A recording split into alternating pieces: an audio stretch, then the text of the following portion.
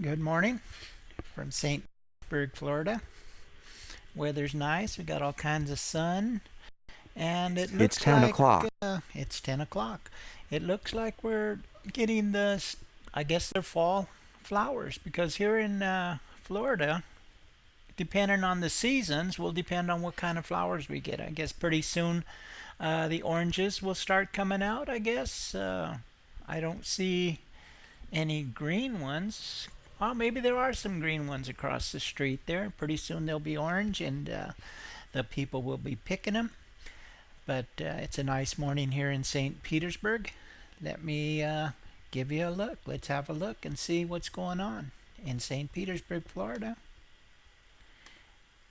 Here we go. Nice look at our waterfront here in St. Petersburg. A few days ago, Nina and I were riding our trikes in this area. It's a pretty nice area.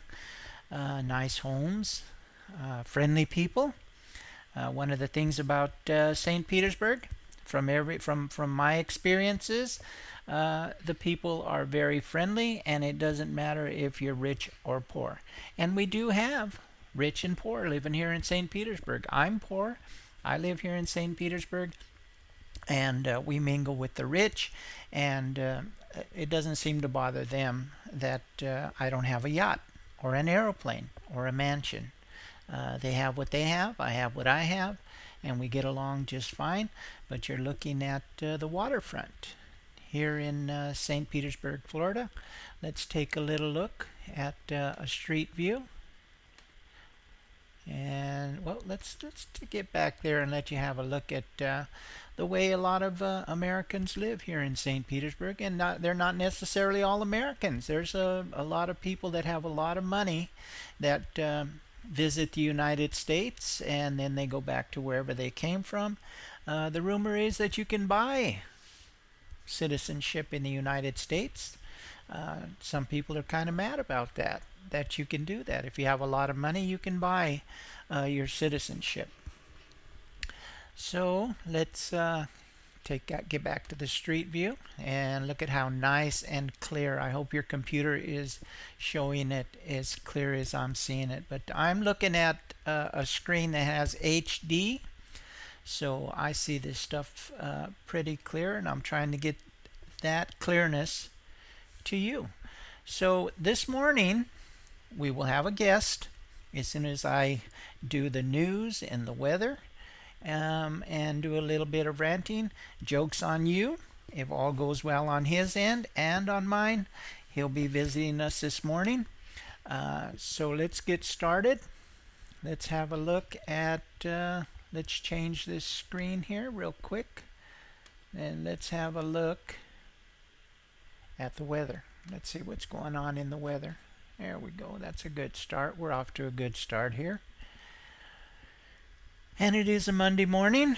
I'm pretty sure it's Monday. It's October 20th. It's 10:03 a.m.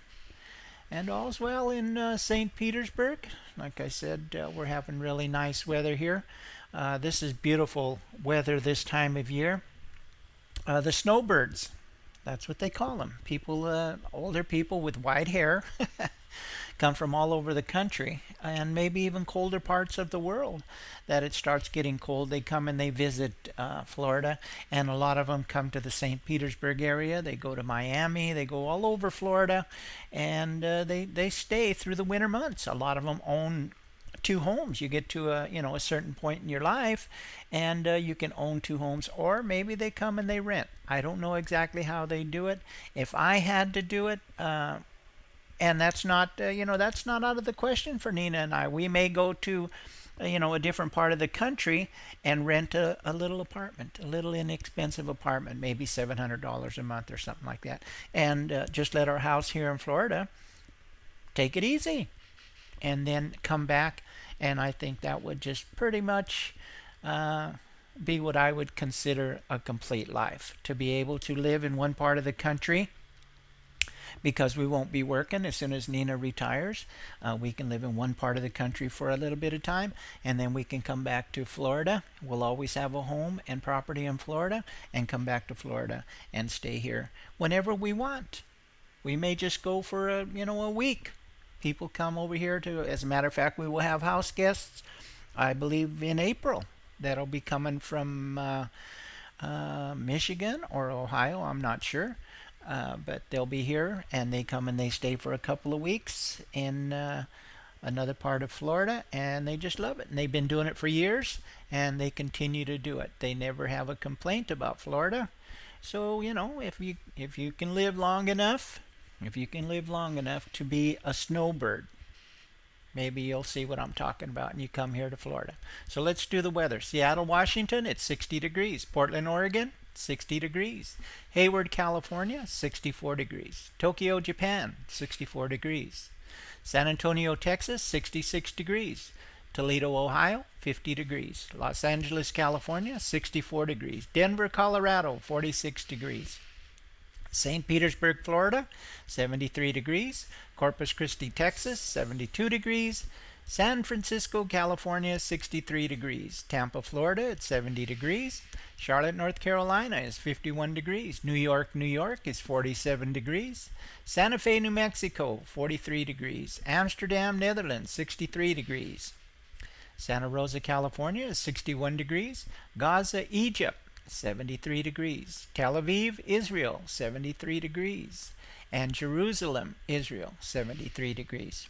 Hilo, Hawaii is 71 degrees, and Rotterdam, Netherlands is 61 degrees. Hong Kong, China, 81 degrees, and Ferguson, Missouri is 56 degrees.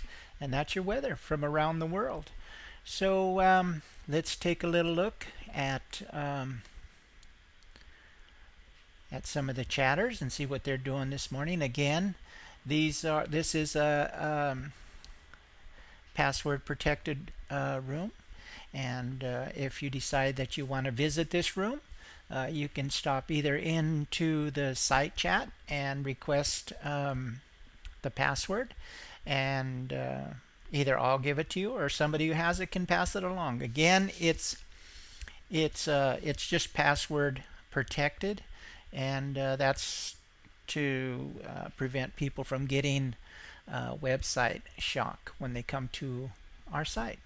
So as you can see, in Ustream we're live, and then we go over to Occupy Toronto. Nobody's in Occupy Toronto this morning. Live on Global Revolution. Doesn't look like anybody's live there this morning. And then we've got Dissenters. They've got 6 viewers. Tokyo 1. I'm in there, or I was in there. And Tokyo says good evening, and good evening to Tokyo 1. And Unknown is in there. Then we go over to live on, this is Gone. It's not showing anybody in there, but there's a few people in there. It's not showing any numbers.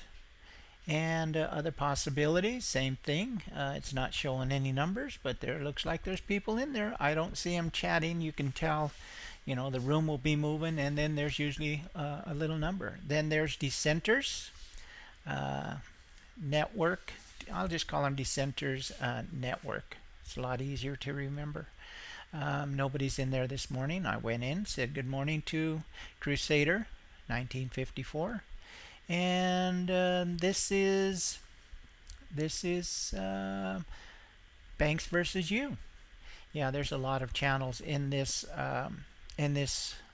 chat boxing room that is password protected. And then we go down and we have news, weather, and sports. Live news, weather, and sports going on there. It's supposed to be live. And then we've got a few Twitter channels. And then you can go up into our Twitter page where we have immigration, Occupy, and I think I've got some stuff on President Obama. I had stuff on Israel and Gaza. I probably should add Syria, Ukraine, and Iraq, and see what's going on in there. 42 tweets. This channel will stay pretty well. You know what? I thought it was going to stay low, but no, it's not. Our unique visitors started at 241. So people are using this page. People are getting the password and they're using it. So the green that you're seeing down there, you can barely see, are unique visitors, and the right is page view. So I'll just kind of keep an eye and see how this password protected room is going. So far I've had some people, well, one person doesn't particularly care to be hidden, as she puts it. She doesn't want to be hidden. And she also said that she wouldn't be coming to this page. And everybody has a choice to make. And if she decides she doesn't want to come to this page because she feels that she is being hidden, you're probably in here because you have to be hidden. And I don't want my site to be shocked by some of the information that gets presented on the channel that that you're on. So that's the way that goes. Like I said, this page here may be running kind of slow, but I'm happy with it. The numbers on the site in general didn't change too much because of the changes that I made, making this password protected. But like I said, some of these rooms really should be password protected for the safety of the children. Got to save the children. So that's chat boxing, and let's see if this works out.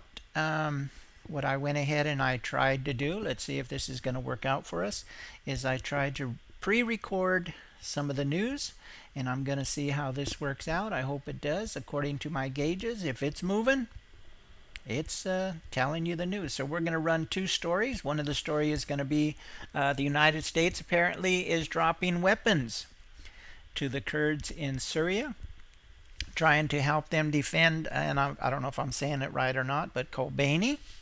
Apparently the Turks are mad. Now the Turks are mad. They stood on the border and they were letting these people be slaughtered. They weren't doing a damn thing about it. They were just standing on the border, telling the United States, get in there and fight. Come on, get in there and take care of these people. So President Obama has decided to send weapons to the Kurds in Kobani so that they can protect themselves, and now the Kurds are mad. Well, what the Kurds have to understand is they don't run the United States. The United States decides what it's going to do, not some little country in the Middle East. And, Turkey has to be careful because apparently ISIS is a vicious, vicious group of hard-fighting soldiers. And they may just decide they want Turkey along with everything else. They're going to go in there and take Turkey and own Turkey. And Turkey's going to have to start doing some fighting. And then they'll be complaining because the United States isn't helping them. And again, the United States can't help everybody. And I think that these people should do their own fighting. I don't think our American kids should be in there fighting. After all, it's all about oil. And of course, people are getting killed. They're fighting for the oil. So I'm going to see how this works out. I just did these this morning.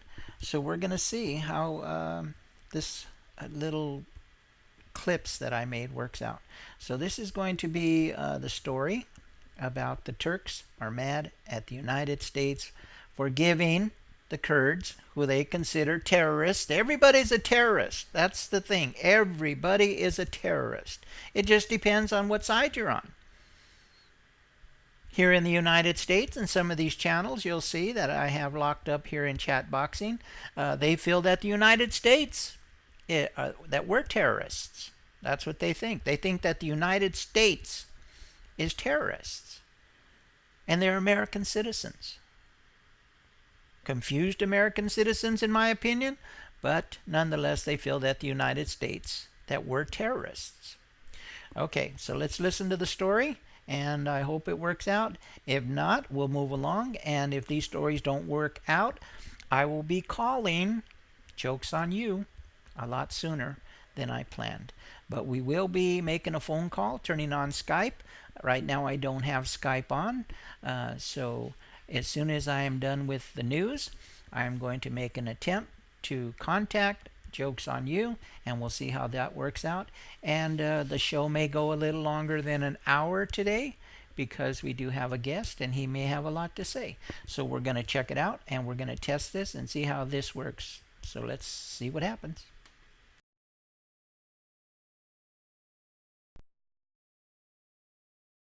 The U.S. military said Sunday it had airdropped weapons, ammunition and medical supplies to Kurdish forces defending the Syrian city of Kobani against Islamic State militants.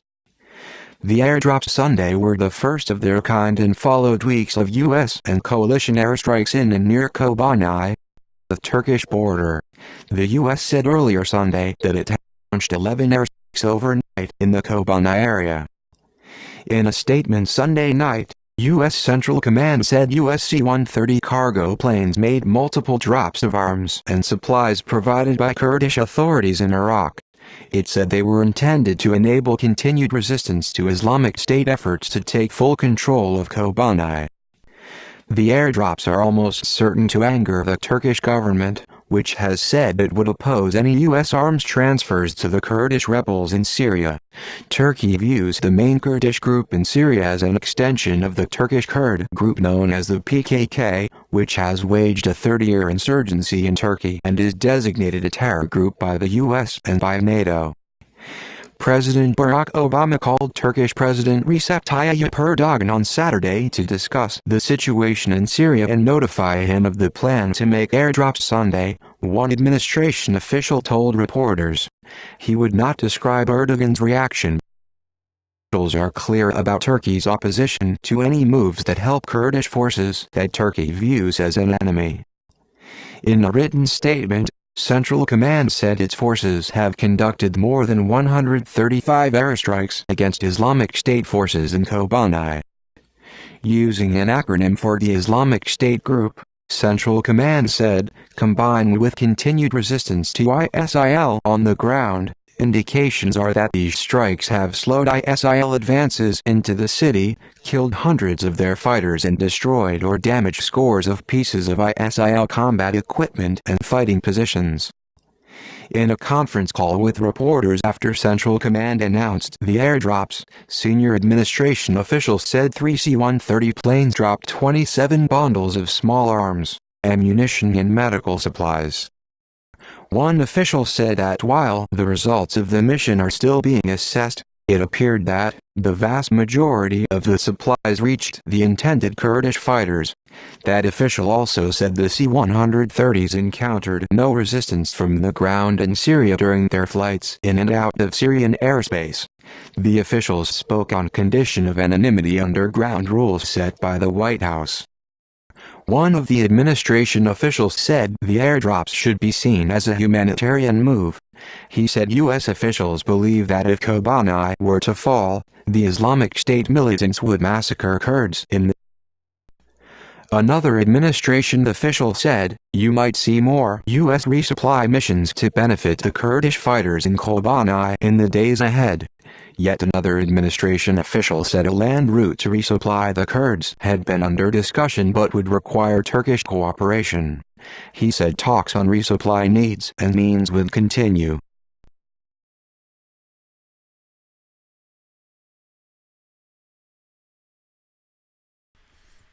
Okay, well, because I'm unable to hear, I'm going to have to figure out how I can do this. One of the problems that I have to deal with is the audio double playing. So, there's a way to do it. I've just got to practice this a little bit more, and then I'll be able to kind of, right now I just watch when that meter just stops. If it looks like it's stopping, kind of unusual, so I don't know if I've cut this story off or not. So what I'm going to try to do is now I'm going to play a little bit of something about Ebola. And one of the problems with Ebola is that, the big deal is, should we stop flights coming out of Africa? One way or another, everybody knows already that there's no direct flights from Africa to the United States. You've got to do a bunch of maneuvering to get from Africa to the United States. You can't just hop on a plane and fly straight to the United States. So apparently, people are mad about a lot of different things that are going on. I guess a principal had come back from somewhere in Africa, and people stopped sending their kids to school. And I guess the other day, the people that were in the same apartment building as the guy that died from Ebola in Texas all lost their jobs. No more work for you. So, Americans are, we're cautious, we're crazy. It's hard to say what. But, the fact of the matter is that they don't have a handle on Ebola. And if it was my family or my friends, I would try to protect them in any way that I could. That's what I would do. I would try to protect them in any way I could, and I wouldn't send my school to a place that had Ebola, something to do with Ebola. I wouldn't want to go to work.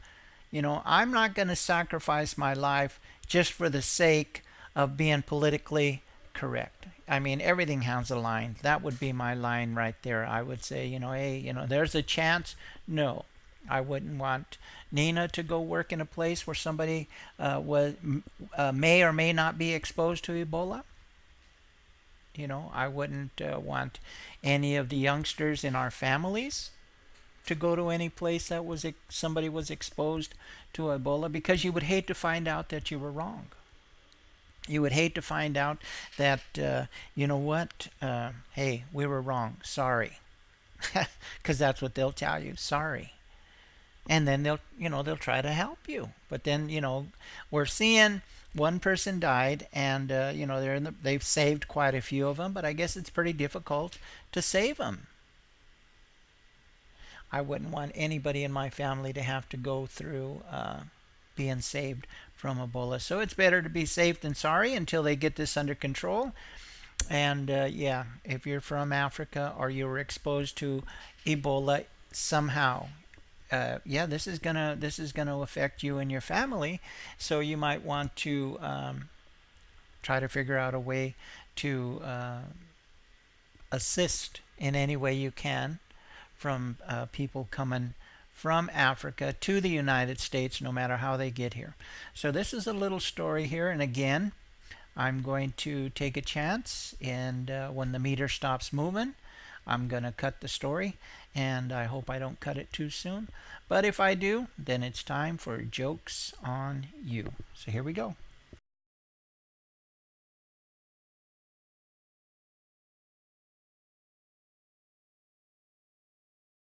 Johannesburg, AP. In the United States, some parents fearful of deadly Ebola pulled children out of a school after the principal returned from Zambia, an African nation far from the area hit by the disease. In Geneva, a top UN official warned against anti-African discrimination fueled by fears of Ebola. The disease has ravaged a small part of Africa, but the international image of the whole continent is increasingly under siege. Some old stereotypes. Guinea, Sierra Leone, the African countries afflicted by Ebola outbreak, have a combined population of about 22 million on a continent with more than 1 billion people. Their corner of West Africa encompasses an area the size of California, or almost as big as Morocco. Yet the epidemic feeds into a narrative of disaster on a continent of 54 countries that has seen some progress in past years, and false perceptions of Ebola reach are hurting African business distant from the affected areas. It speaks to a whole discourse about the danger of Africa, said Michael Jennings, a senior lecturer in international development at the School of Oriental and African Studies in London. He cited the recent decision of a British school to postpone a visit by a teacher from the West African country of Ghana after parents expressed concern about the Ebola virus. Ghana does not border the hard-hit nations and has not reported any cases of the disease. Jennings said fearful people don't necessarily react in a rational way, and the message of some comments on social media in Britain is, why don't we just stop everyone in West Africa from coming? Africa has had a troubled image. Famine in Ethiopia, chaos in Somalia and genocide in Rwanda drove the idea of a continent in perpetual crisis. In recent years, though, an end to a number and ensuing stability and growth pointed to a turnaround that some enthusiasts dubbed Africa Rise. Now the economic impact of Ebola fears is being felt in many parts of Africa. Hotels, tourism operators and conference organizers are recording increasing cancellations. 30 international tours pulled out of an annual tourism expo that began Thursday in Zimbabwe's resort town of Victoria Falls, said Karikoga Kasiki, the National Tourism Agency chief. He said business travelers from China and Malaysia were among those who recently canceled trips, and Jamaican musicians have also skipped Zimbabwean shows. The southern African country is more than 4,800 kilometers, 3,000 miles. Hit Liberia, or about twice the distance between London and Moscow. In the U.S. state of Mississippi, a middle school principal has taken a week of vacation in an attempt to allay parents' fears about Ebola after he returned from a trip to Zambia, another southern African nation without any reported Ebola cases. In Pennsylvania, 2 high school soccer coaches resigned last week after their players hurled Ebola taunts at an opponent from West Africa.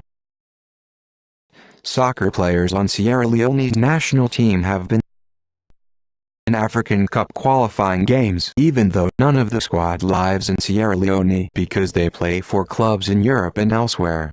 Opponents have sometimes refused to shake the hands of the Sierra Leoneans or swap shirts, a soccer tradition after the game, because of fears of catching the deadly virus. UN High Commissioner for Human Rights Zeid Ra'ad al-Hussein has warned against a mentality that locks people into rigid identity groups and reduces all Africans, or all West Africans, or some smaller, national or local group, to a stereotype. Jens David Olin, a professor at Cornell Law School in the United States, said discrimination was a concern. Seek to prevent the Ebola virus from entering their borders. But he warned against oversensitivity to discrimination that will prevent governments from appropriately dealing with the situation. The early international response to Ebola's spread, described by some as slow, is linked to location, according to Olin. He said, because it was in Africa, people just sort of threw their hands up.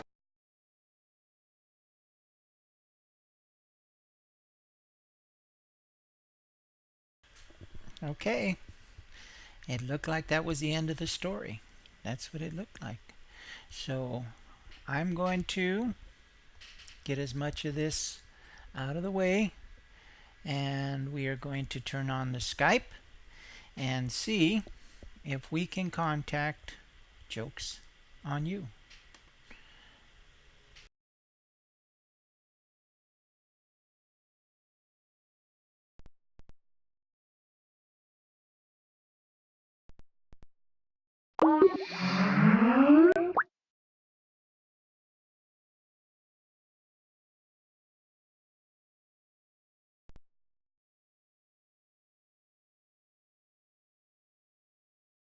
Okay, so far so good.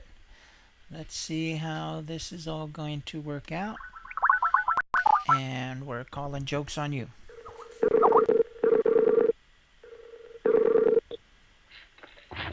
Hello, Jokes. We have a good connection? Yep. Okay, because we're live.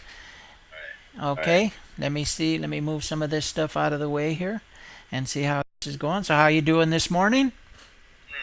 Okay. Okay, are you having a good Monday? Yep. Okay, so I don't know if you heard the little stories that I played this morning, but some of the news that I felt was kind of interesting was that the United States is giving weapons to the Kurds. And, as long as we don't put any Americans over there fighting, I don't have a problem with giving them guns.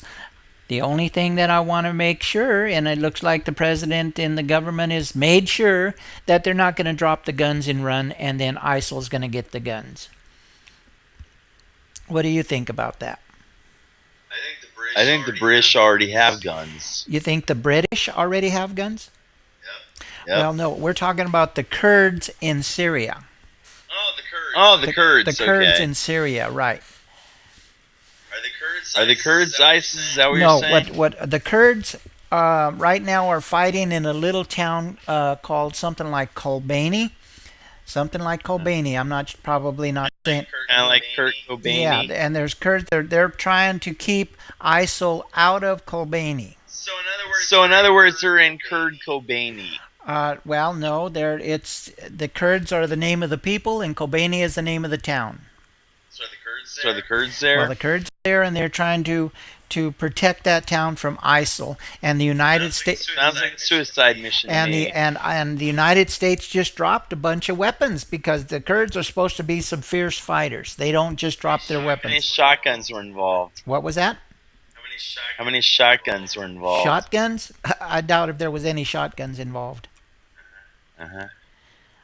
I would think that there's missile launchers, machine guns, hand grenades. So in other words, they don't have the proper weapons to go door to door. Well, they do now.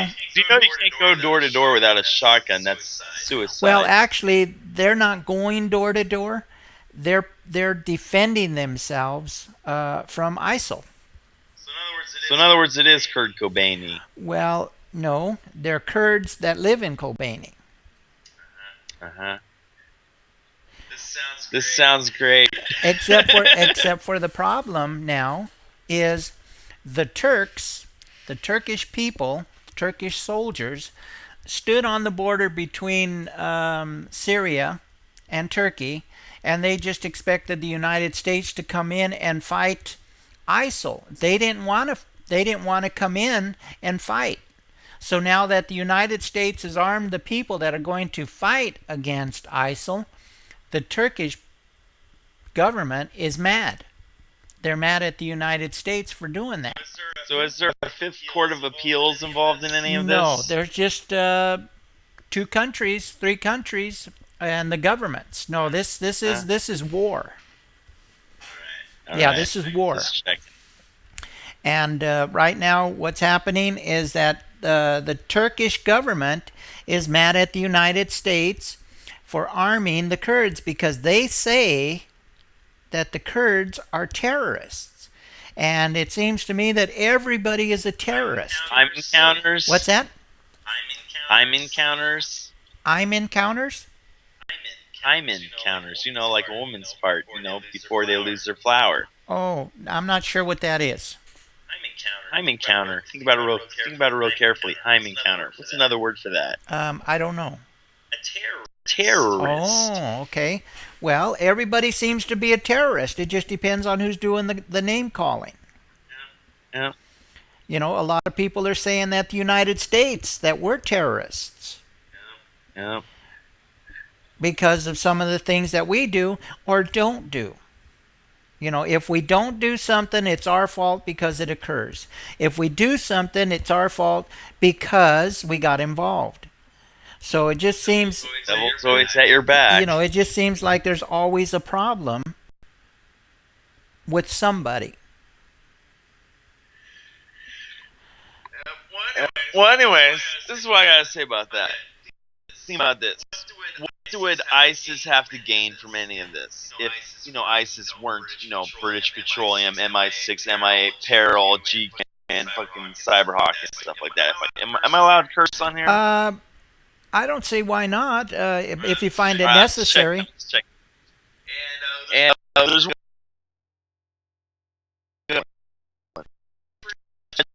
oh yeah, British Petroleum. In case I didn't say that one already. But yeah, those are all the major players in Great Britain regarding ISIS, which are in fact the same thing because are the same word, just at a different point in history. So, how do you feel? Okay, so your question was, what does ISIS have to gain from all of this? Yeah, what does ISIS have to gain with this? Or does Great Britain have to gain ISIS since ISIS is actually a location in time, not actually a group? Well, what ISIS appears to want to do is control the whole world like Hitler did. Do you know what ISIS stands for? I kind of do, but I'd probably mess it all up. It has something to. All right, let me explain to you history here. Little history Okay. lesson. Okay, this time, no joke. This is real. Which everything else prior was also both a joke and real, but you get the idea. Okay, Islamic State of Iraq and Syria. Now, you're probably wondering, why does it have an L instead? This is another word which basically means even a bigger region around Syria. But we'll explain here. Okay, this is it. There used to be an Islamic State of Iraq and Syria, but it was just one big area that was an Islamic back when. Anyways, as I was describing, they already existed. They already were. So, in order for them to be something that already exists, how are they supposed to claim that they are it when it's the whole region anyway? Well, They can't be a place. it's my understanding that ISIL, is kind of like what was left over from Saddam Hussein. These are the people that used to support Saddam Hussein. First off, Saddam Hussein is not even a Muslim. Nor was he ever, anyways. He's a Shiite. It's different. Okay, so I'm wrong. He's not a Shiite. Shiites are the guys who don't have anything to do with this. I almost completely misspoke there, which I did. He was a Ba'ath. A Ba'ath is not a religion. It is not necessarily a political party. It is a family lineage of a very close-knit group of people. That's what the Ba'ath party is. In other words, he didn't give a rat's ass about Islam or Christianity or anything else. He really didn't care. He was just there to do one thing, like the government of the U.S. paid him to do, and stockpiled weapons on his ass, most of which he didn't even want anything to do with at all, to run Iraq. Ran a tight-knit ship, just like the prior time they blew it to living hell, which nobody seems to know about, nor do I care about, because that was a long time ago, and that's not relevant anymore. But the point is, just like all those other guys, like Fidel Castro and stuff like that, were puppets put into power and placed there by the U.S. But you know, the U.S. history books they teach in school would never tell kids about that. well, actually, I think that the kids are learning that Saddam Hussein was put into place by the United States, and Castro, might have. I did not see that anywhere in Addison Wesley. Well, I don't know exactly. It's been a really long time since I've been in school, but I'll bet you if you press some kids, they know that Saddam Hussein was put into power by the United States. I don't know. I haven't even had a conversation with anybody, as far as I know, that is still in school. Most of Well, you gotta remember, did anyone give a crap about that on television when they interviewed people? Did anyone know about that in the news when they reported? Did anyone know about that in high school, say 10, 15 years ago, when they still had those crappy CIA Addison Wesley textbooks? And 5 years before that, when kids were still being forced to say the Pledge of Allegiance, it was a blood contract they didn't want to get into until they understood what it was about. Well, when Saddam Hussein, he flipped out, and the first Bush, Daddy Bush, was president of the United States, and Saddam Hussein started attacking all of his neighbors, as many of them that he could attack and get away with it, like Kuwait, Did he? Now let's think real quick. Who did he Kuwait. attack? Who else? Uh-oh. Are we there?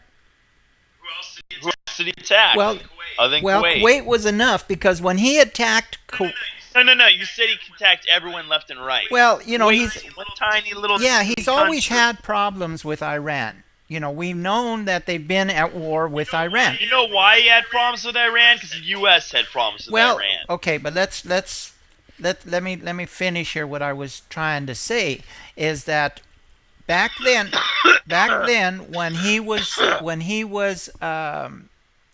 Saddam was doing what he was doing, the American people were aware that the United States had put him in place to fight Iran. So we knew who Saddam Hussein was. And we knew. Now, why did the U.S. want him to fight against Iran? Well, I'm sure, to gain control of the region. In other words, to Islamic State of Iraq and Syria. To finish the job, right? Well, I suppose Who's the terrorist here? Who's the terrorist? Well, who's timing? That's what. Who's the terrorist depends on who's calling them that. It depends on who calls you a terrorist. It's actually not. The U.S. is a terrorist, along with Russia, along with Great Britain. I'll explain. Did we lose you? We might have lost jokes. We've lost something. We've lost our on the air, so we're going to have to let it clear here a bit, and we'll see what happens, because it appears we've lost jokes. I'm in the orange zone, so we're getting ready to lose this, and here we go. LOL. Okay, as I was saying, because apparently someone didn't like what I was saying, I'll say it again. If you cut me off, who the F you are, you will not like it. Seriously. You saw what I did to, Mr. Putin. Now, as I was saying, and you saw what I did to Mr. What's his name, Obama?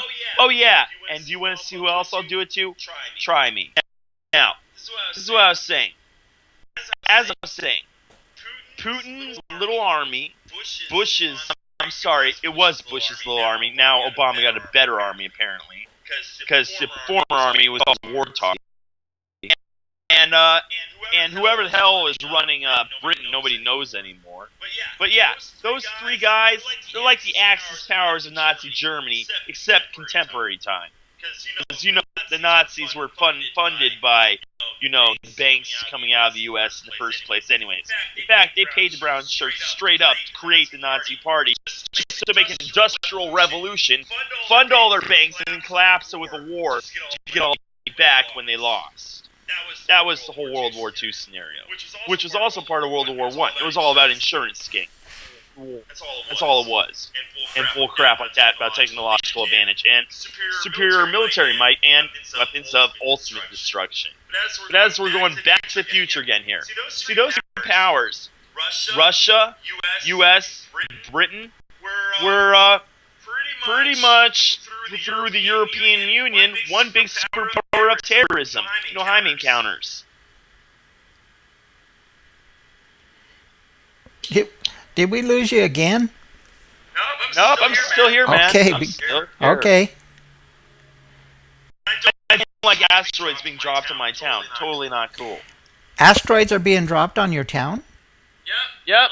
Last Saturday. What was that? Let me look at the Saturday. Was that last or Saturday before? Uh-huh. No, that was Saturday the 11th at about 2:15 in the afternoon. And how big were they? Four big asteroids coming down, and then two other small ones each side from the northwest. Uh-huh. But were they like really big, or how big were they? I'd say they're about a house each. A house? Enough to devastate half the country and then the rest of the planet, but there were four of them and two smaller ones. Uh-huh. Each of the smaller ones maybe about the size of maybe a car. Uh-huh. It was pretty messed up. I spelled out love in the sky with big-ass letters and clouds when it fucking popped off board at the same time. And I did design most of the crap that went into taking those things out. Okay, so let's get back to Saddam. Apparently they were really desperate. Uh-huh. Apparently they really didn't want us talking again due to already knowing what you were going to talk about. And who was that? I would say most likely Peril. Of the bean counters. Oh, I'm sorry, not bean counters. That would be Chagas, not Ebola. But we'll get back to that next. Yeah. Let's get back to that next. Okay. So, because I'm not sure what we're talking about here. We're talking about asteroids hitting your town. Yep, asteroids. of them in. 6. Because they can do that.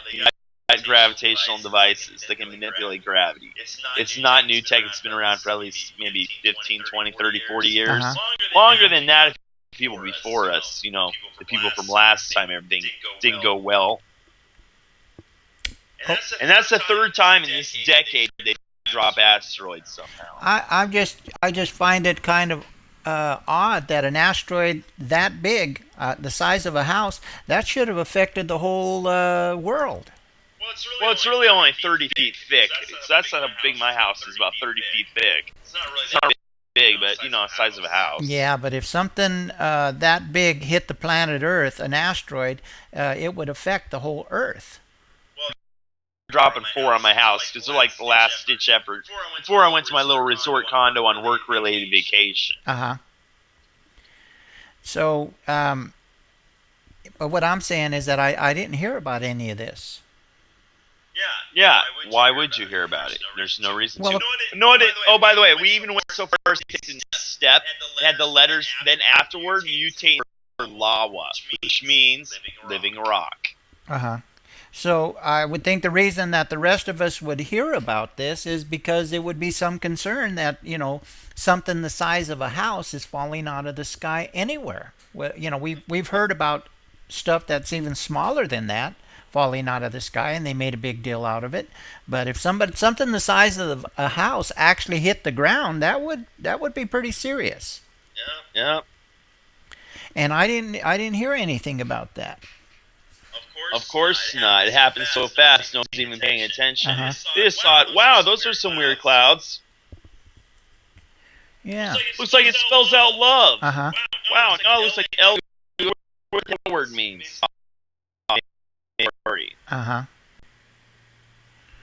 Okay, so let's give Ebola a chance, and let's talk about Ebola and see what you think about Ebola. Yeah. You thinking anything about this Ebola stuff?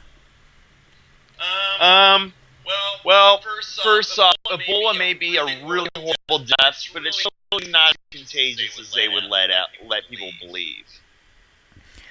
I agree. For some reason, I'm sure a nurse that was seeing that guy somehow was put there, even though she was absolutely incompetent as a nurse for that kind of situation. Possibly because she felt, a little sad for the guy. Thought she was that was immune to disease, even though it was proven that she was not, and it's probably happened before. And then contract the disease by making out him being his final loved one and kissing him like that to heal him. And so, yeah, obviously she's going to get Ebola. Do you have any thoughts on why the media is making such a big deal out of this? To take the light off of Chagas, which is desperately worse. And actually, my dog actually died of Chagas. It's interspecies across every species on this planet because it's a parasite, not a microbe. So I've never heard of this Chagas. It's from kissing bugs. Oh, and it. It's those little beetles. They got the little prong coming out of their mouth with the multicolor on the back. Yeah. In South America, they come up in the southern U.S. Yeah. Central America. Yeah, those are kissing bugs.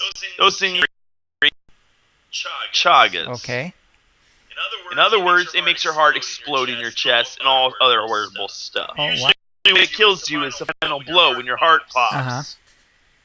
Due to enlarging point that it can enlarge no more, and it basically just ruptures and pops. Oh, I see. So they're focusing on Ebola so that we don't learn about Chagas. Most people already know about Chagas, they just don't understand how bad it is. Chagas is called the sleeping sickness. Oh. Because silent, it causes you to sleep all the time. It's like mono, but the symptoms are like mono, but you die better. Yeah, because they're talking about 36,000 people die of influenza every year, and it doesn't seem to be a big deal. We've got one person dead that I know about in the United States, died from Ebola, and they made a big deal. Death. body, people freak out.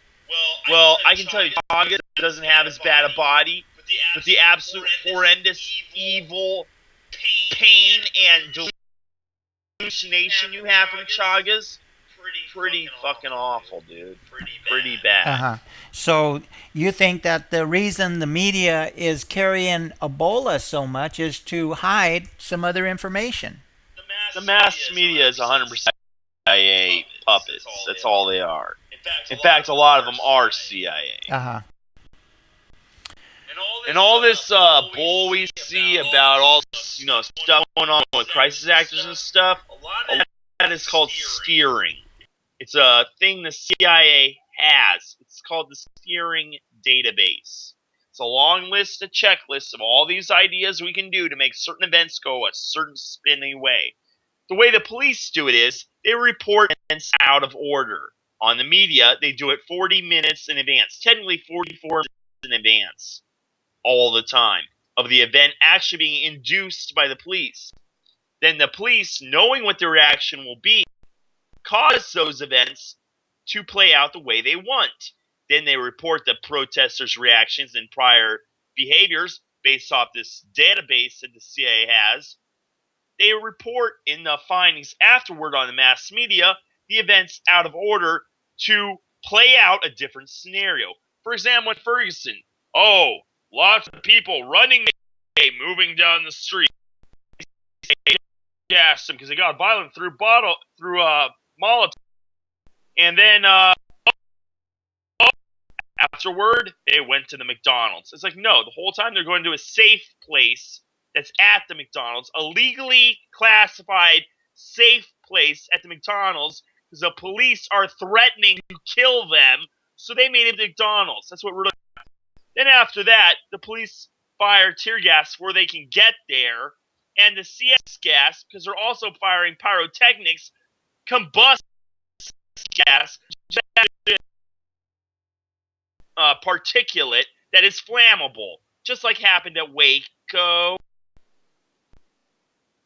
Well, That's how it works. Speaking of Waco, what do you think happened there? They blatantly killed everyone.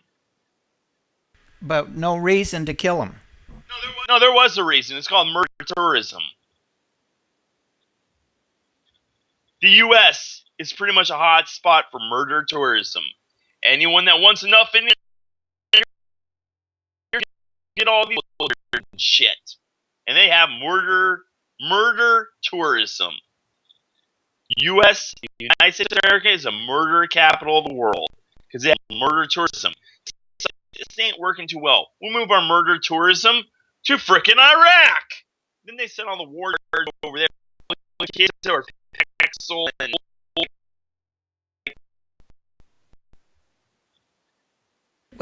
purposely fed it, and then they go to each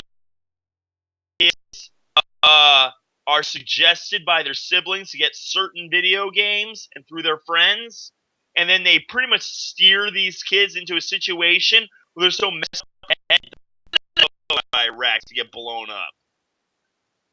And then they give them all the best guns they can, put them in big line of troops with a really crappy motivational speaker, and then some guy yells through a megaphone, "You kill that guy in front if you want. You guys are unstoppable. You guys can do anything you want here."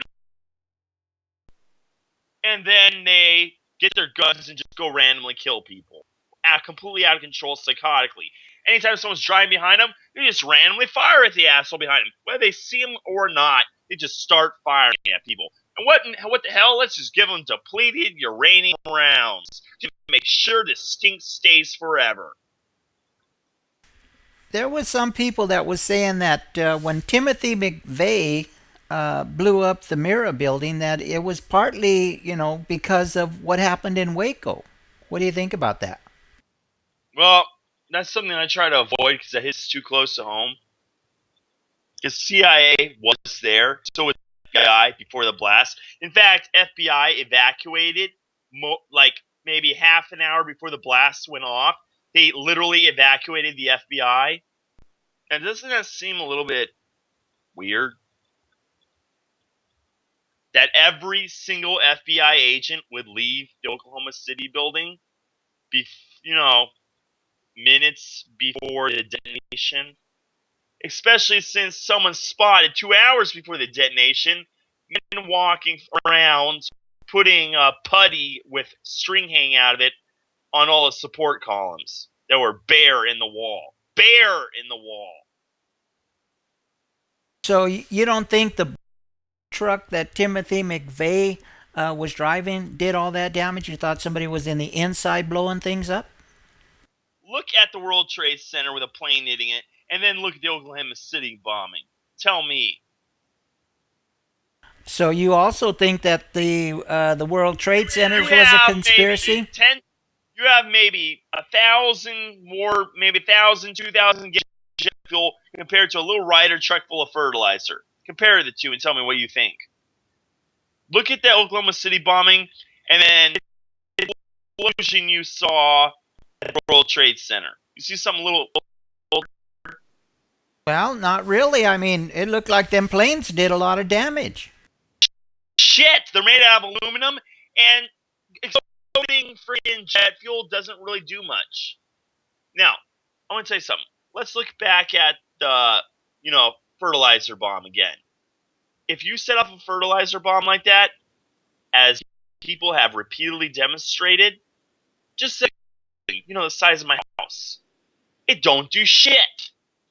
You could park the thing right up against the side of my house and blow it up. My house made out of reinforced concrete, doesn't do shit.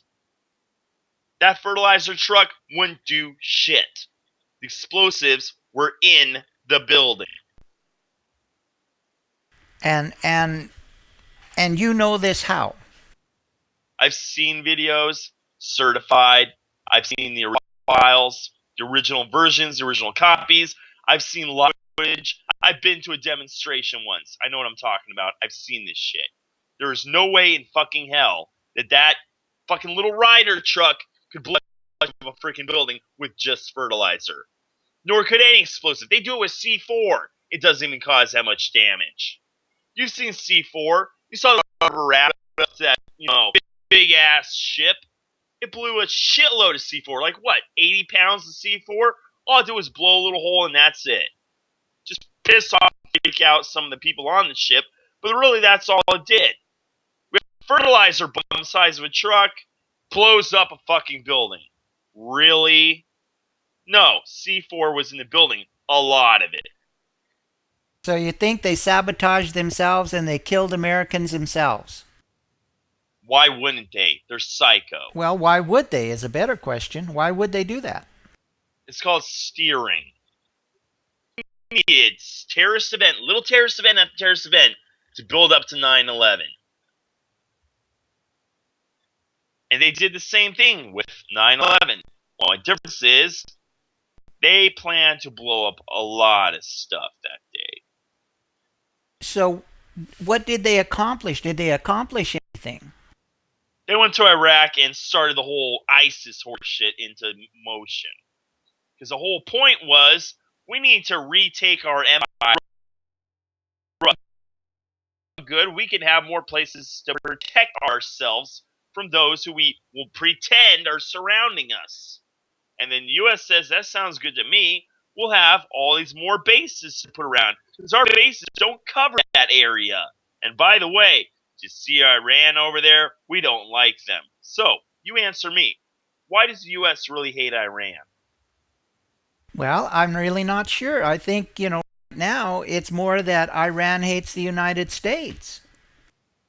Why would Iran hate the United States? Well, who is Iran? Who is Iran? A lot of reasons that a lot of people in the Middle East hate the United States is because they feel we're infidels.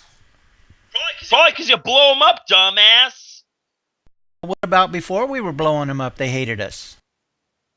Who said that? Well, there's a long history of the Crusaders going into the Middle East, and the Middle East has hated the United States for a long, long time. Yeah. Why would they hate them? They have never fought the Crusaders. They didn't do shit.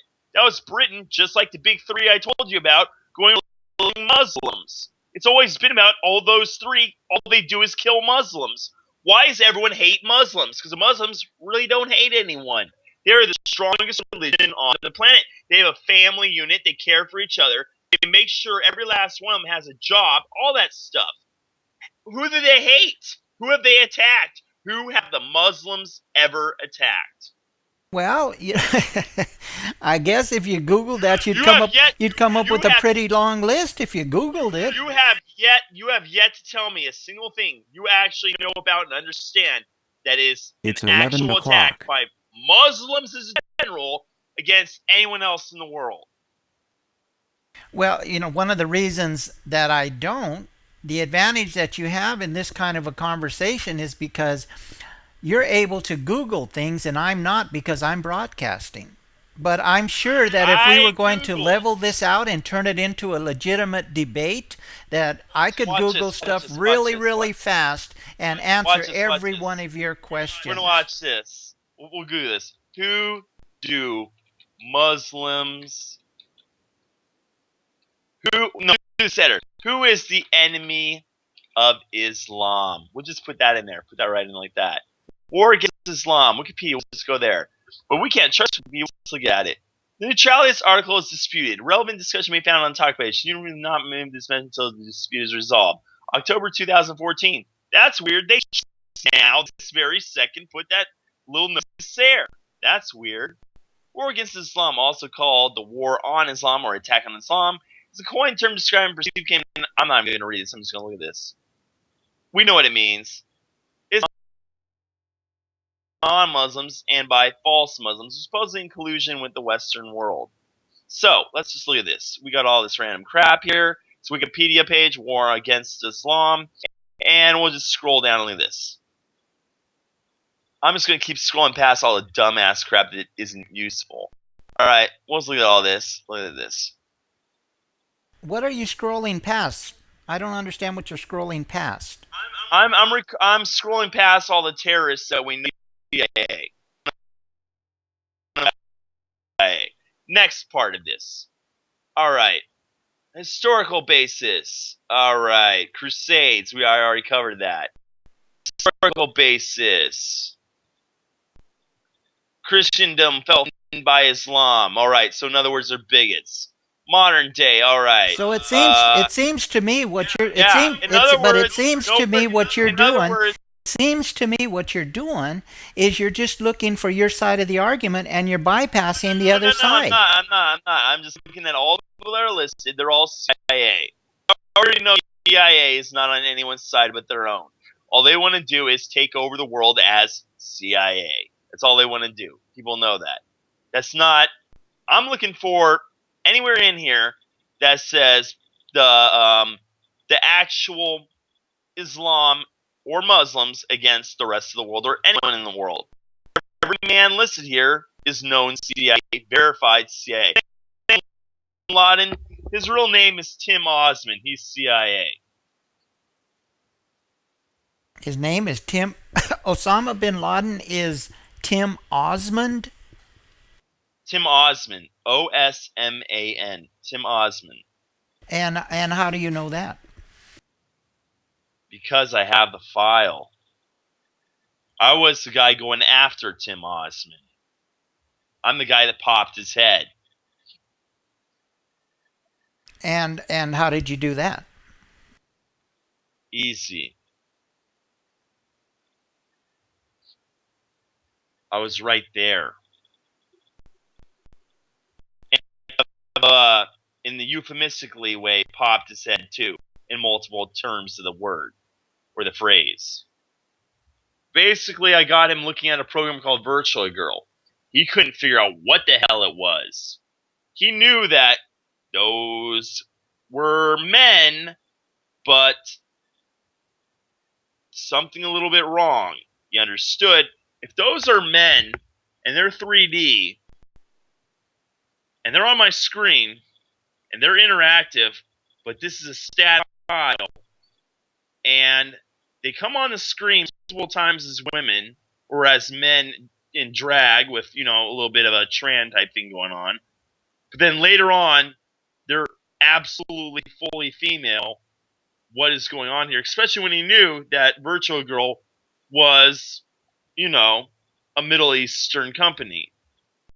He did not understand that crap. He started noticing all this other stuff started acting really, really strange. That's why he was in hiding so long. He was too busy at his little mud hut, little mud and concrete base in the middle of frickin' nowhere with his little radio tower, internet he could, trying to research this stuff, trying desperately to figure out what was going on. So he was going back to the CIA saying, screw this crap, I'm done.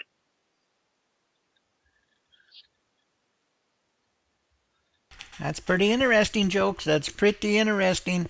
But, I just don't see any evidence to back you on that. It's because Virtua Girl was going all around all the ground everywhere. There's a reason this information isn't publicly known. Okay, so is Virtual Girl a game, or what is it? It's a screensaver. Oh, I see. Okay. So is it a Windows program or a Mac program? It's a Windows screensaver for 32-bit systems with screen capture ability. So whenever somebody puts that on their screen, then somebody else can watch them. Is that what you're saying? Or? Yeah, they can see you back recording. Even if you're not even connected to the internet, they can see you back. Okay, and interact. So it kind of operates like Skype, except for you don't have any control over it. Yeah, after the first time you watch it, it's permanently a recording. Well, that's pretty interesting. I wouldn't say that that's not impossible. That's only per dance routine, as we'll call it, though. Per girl. Oh, okay. Well, like I said, that's pretty interesting, and I wouldn't say that it's not impossible, because I think that in this day and age, a lot of things are possible, even if they don't make sense. Sometimes things don't make sense, and a lot of it is because it purposely did not make sense. Well, that's what I was trying to say, is that sometimes things don't make sense. Doesn't mean that they're not, that they're not possible. A lot of things you just have to try to understand them, and even if you try to understand them, they don't make sense. But that doesn't mean that they're not possible.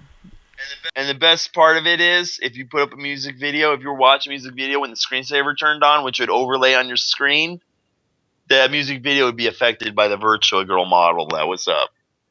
And that's how Osama bin Laden got killed, or how? It's because he sat there on his butt for like years trying to figure it out. But we'll just name him Muslim because he's CIA and that's his real name. And again, how do you know that his real name was Tim Osman? Because I know people in CIA, I know people in NSA, I know people FBI, I know people DEA, I know people ATF, I mean, I even had a few friends that were actually military that don't normally talk about that kind of crap with anyone. The kind of military that have ridiculously high clearance. Yeah. And Tim Osman is Osama bin Laden. Now, if I showed you Tim Osman's ID, once you figure out who it is. Yeah, well, anything can be photoshopped. Nope, it's a real thing. I gotta scan it. High definition. Double-sided. I actually scanned the physical ID itself. With my hands on a scanner. Flatbed scanner.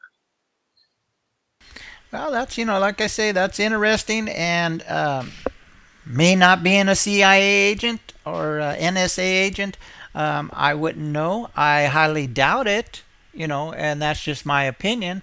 I highly doubt it. I tell you, I got shot in the head and it hurt real bad. No, you actually said that you were in a car accident and got your head hurt really bad. No, the car accident was what hit my belly. I hit my neck in that car accident. My belly and my neck. My head square in the back of the head, execution style. That was me. Yeah, I think I'm trying to remember if you did say something like that. Half of your head got blown off or something. Kinda, but I kind of had to cannibalize what was around me to reassemble. I'm a robot, man. I'm a fucking cyborg. Yeah. I'm not making this shit up. So, yeah, because I look at that picture. I'm looking at it right now, as a matter of fact. And, well, this picture. Notice the weirdness? Move your head around as you look at the lenses and tell me if you see something weird. No, well, it's pretty small now. It's just a really small picture that I have here now. If you go up to the picture and you zoom in a little by using the all page button and big, look at the lenses in that image and move your head around in a perpendicular and panning side to side and up down and tell me what you see. Let me bring that up and see. Look at the lenses of those glasses you see. Or rather we'll call it those goggles. Okay, so I'm looking at the picture, and I would see what would be here. It actually isn't showing the top of your head. Yeah. But look at those. Look right into the lenses of those glasses and tell me what you see. All I see is your eyes. But do you notice something about the lenses themselves? No. Look at the skin behind the lenses as you move around. No, I don't see anything really. Do you have an LED screen or an LCD screen? I don't know. I have a MacBook Pro. Uh-huh. Well, I suggest you have glasses on. Yeah. Tilt them a little and do it. Nope, don't see anything weird, Jokes. Looks just like you. I want to have to one day meet up with you and have you wear my glasses while you look. The same glasses in that image. Yeah, I don't think that will happen, but it's pretty cool because anyone that wears European style, not the bulletproof lenses, but the ones that are damn close to impact resistant. If you look at those with an LCD tilted about a 5-degree angle back, and you move your head side to side and up and down while holding your face perfectly, flat onto the screen from about 2, 3, 4, 5 feet away. Move around, have a dead center on your screen. You'll notice some wacky crap with those lenses in that image. Okay, so what part of you is, what did you say, a cyborg? Or what did you say you were, part robot? Actually, I'm a biologic android, which is a little bit different. So what part of you is that? Almost maybe 95%. And what caused that to happen? Basically, put stuff back together over and over. Because you were in the car wreck, or you got shot, or what? All kind of stuff like that. So when you were in the car... I'll tell you about the car wreck some other time, but you've heard of John Titor, right? No. He's a time traveler, a known time traveler. I verified he actually exists. I went to the location he was at the day I was trying to find him, driving in circles all over the place trying to find him. And all of a sudden, transmission, I'm like, what the hell? So I turn in left. All of a sudden, all the lights are all scrambled. Not the light signals are going green randomly. And boom, I get hit by a variable gravity lock.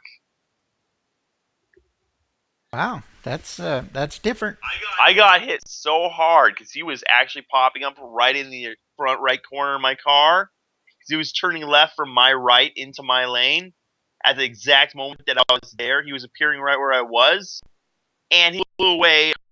Car completely imploded it. And then his car bounced about maybe 15, 25 feet away. And I kind of blew all crazy. And that's when the car completely went junker.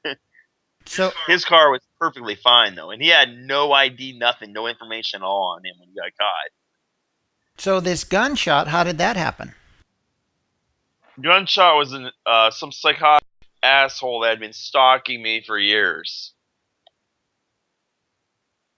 And he just snuck up on you and shot you, or? Basically, just before that, well, a bit before that, a couple days before that, he had tried running over me with this car, but I just held my hand and stalled his engine. And he got his gearbox a little jammed up. He was a little pissed off about that because I was jaywalking and tried to run me over. And then another time, he apparently followed me on a trolley, and he went to do something to me, and I'm just like telling him, no, you better fuck off, butter. I throw you one if I land, two if I see. He's like, what the hell does that mean? Like, land, I throw you out that open subway door, or two if I see, I throw you through that closed door into the tracks. And like, what? And everyone knew who I was, so they're just like, dude, don't even fuck with him. So I just walked out, and he didn't follow me. But then I guess he got off later, and then put a bullet in the back of my head. No more. So when you were shot, did you have to go to the hospital?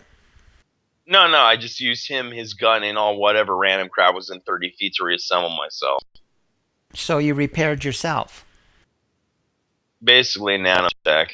And the same when you got in the car accident, you just repaired yourself? Yeah, it's the main reason why my car was all messed up, because I'm not really sure what parts of the car got eaten, but I think it was more along the lines. Well, I'll tell you, I have to be honest. There was a lot of random junk laying on the ground that I don't know where the hell it came from. I have to be honest, Jokes. I've never heard, that kind of information in my whole life. As somebody, that's pretty much the story behind that. Yeah, as somebody, saying that this is a reality and this is what happened to him in real life, I've never heard that. Yeah, basically all they had to do was overlay the image of the shot with the point of Osama bin Laden and have the same idea and everything, just the name transposed, and boom, comes out of the back of my head, hits him in the face. Well, that's, like I said, that's because it comes out of the front of my face into his. That's pretty much how it was done.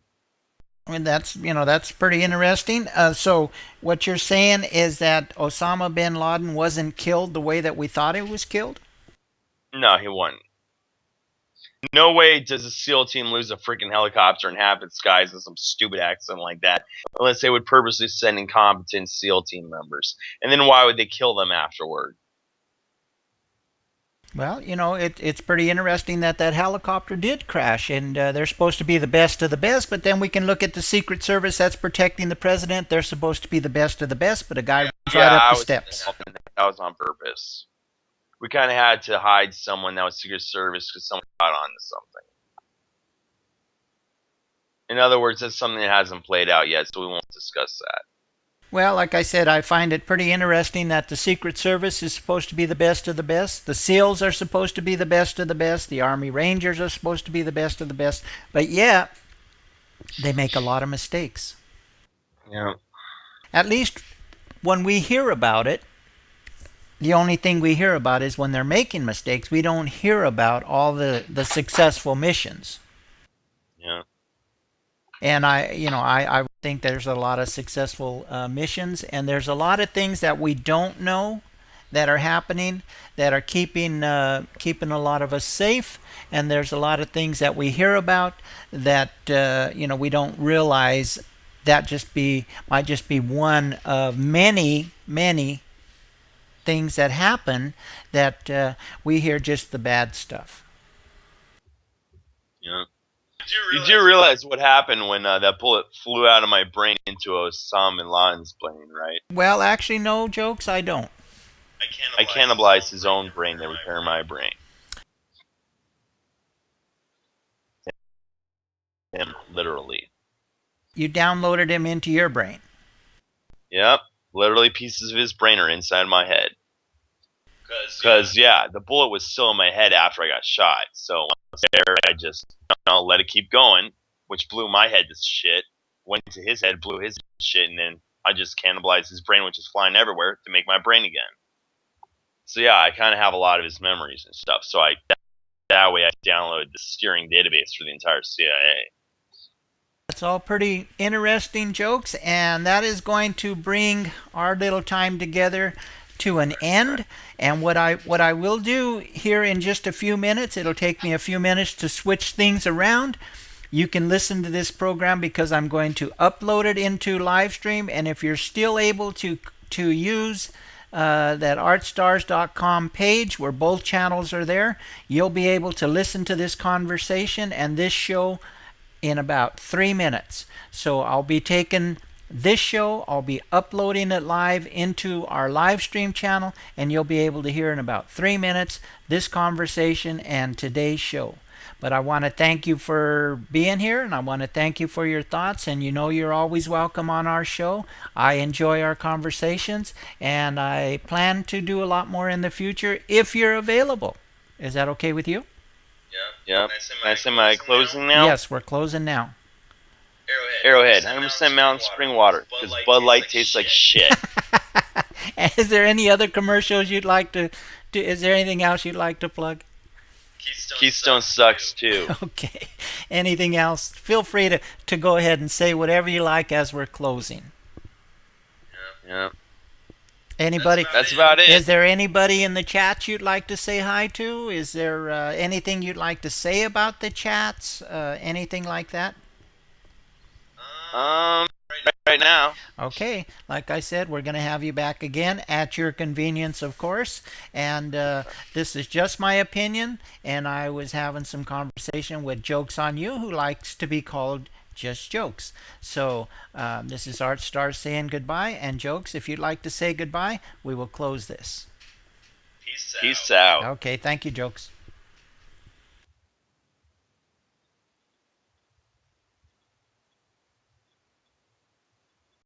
Thank you.